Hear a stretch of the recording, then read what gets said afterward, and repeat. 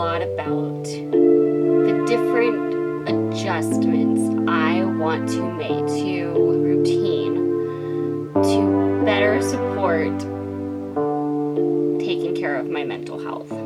Now, part of that is better implementing and staying consistent with some kind of mental health fitness routine, if that's the word I'm thinking of. Basically, where you are just specifically doing certain things to take care of your mental health. That you have things built into your routine that feed your mental health in a positive way. That can be self-care.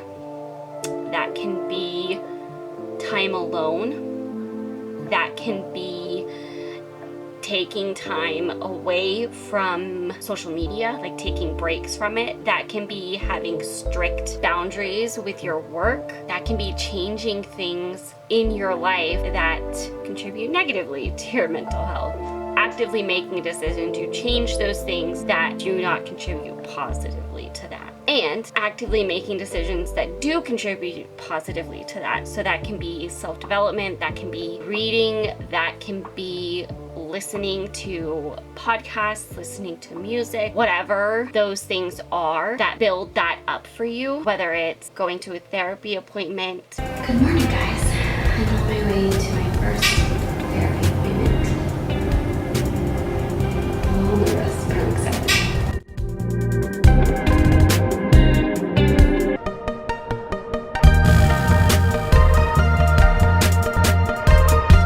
Things like that. I think there's a lot of different ways we can take care of our mental health, and I want to highlight some things that I really feel like make a good mental wellness routine, is what I want to call it. So we all need to take care of our mental health, right? It's something that affects everybody, and all of us are going to have different elements within our mental health that we struggle with, or that is important for us to focus on. We're all going to be in a different place with that, going to have different lives, going to think differently, going to have a lot of unique circumstances that are very individual, and we don't necessarily have the same things that would help us or would be important or would be a part of somebody else's mental wellness routine. And that's okay. That's good, actually, because that means you're making sure it is set well for you.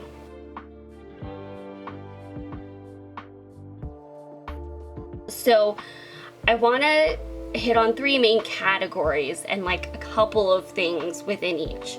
So the first one I mentioned is self-care. Self-care is a big one.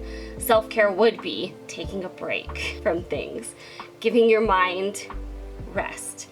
It would be taking care of yourself in a lot of different ways, staying on top of things, giving yourself that space to relax and de-stress and refuel yourself. And that also looks like a lot of different things we've talked about. So that can be built into a few minutes each day. That can be one chunk of time each week. That can be boundaries you have in place. That can be routines you have in place. Whatever that looks like for you, that is a major part of your mental wellness routine, is regular self-care. Having things in place that you know feed you and help take care of you so you can do everything else. And the next part I want to talk about is connected to that, but not fully, and that's physical care. So the mind and body are connected.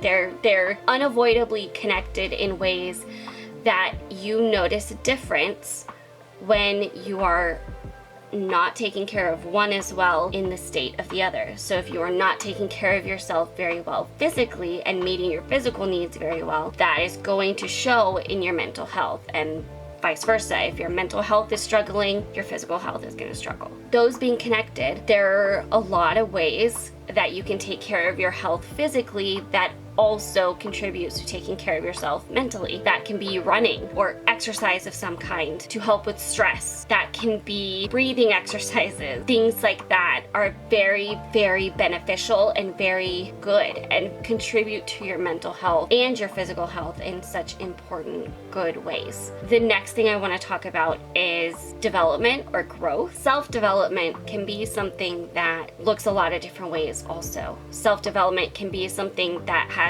a spiritual and religious side to it if you're someone of faith. There's also a lot of self-development that is not connected to faith. So depending on you and your personal beliefs and what that side of your life looks like, your self-development could look different. But I know a huge part of my mental well-being in the self-development aspect of things looks like podcasts, mostly. Podcasts or YouTube videos that talk about different improvement tactics, different new ways of doing things, a topic I'm trying to learn about, and so I'll either watch a video about it or I listen to a lot of self-development podcasts. And then there's a faith side to it, which looks like reading my Bible, praying, going to church, and all of those things very much contribute to my mental health as well. I am not mentally in the same place when I am not consistent with those things.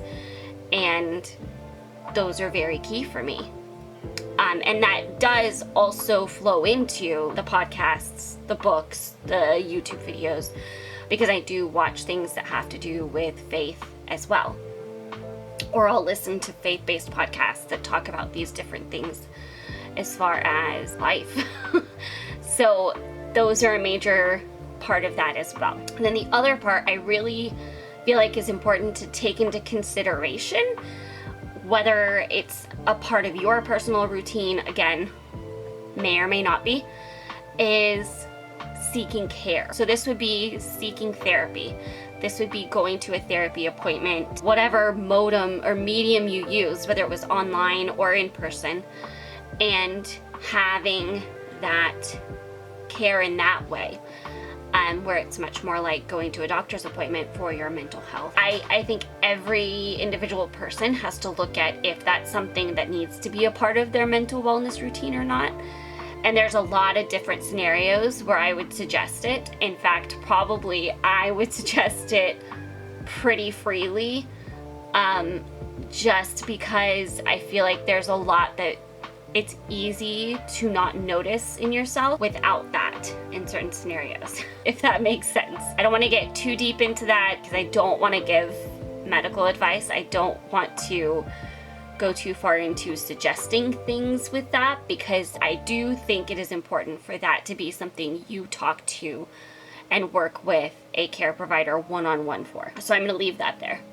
But that category could look like a bunch of different things, but I think whatever that might look like, it's important to consider, especially after the year and a half that the world has had. I think even more so, people need to seriously consider how they're taking care of their mental health and what steps they need to more actively take to do so, because it might and probably does look different than in the beginning of 2020.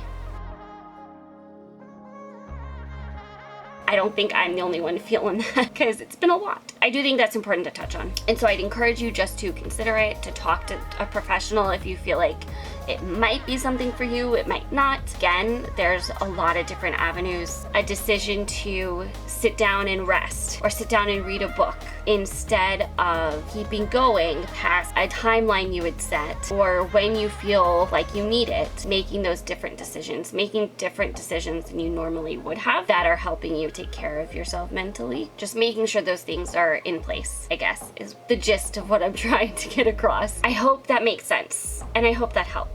I talk a lot about mental health, and honestly, it's a journey all of us are on, right? Like, I don't have all of the answers, and my answers aren't always going to be perfect. I am going to have times of adjusting, and I've had that before, where I'm learning, I'm growing, I'm developing as a person, and especially as I've kind of gotten more and more of a perspective on my own personal mental health. It really has just taught me so many lessons about just taking care of your mental health in general and learning what that actually looks like day to day and what tough decisions can be involved in that, you know? And hopefully these helped you think through some of the elements of our mental health and the things that can impact it and the ways we can be taking care of it that you might want to implement yourself. If you have any ideas or thoughts, please leave them in the comments below. I would love to read them. I hope this helped you. If you enjoyed this, give it a thumbs up, make sure you subscribe, and I will see you guys in the next video. Bye!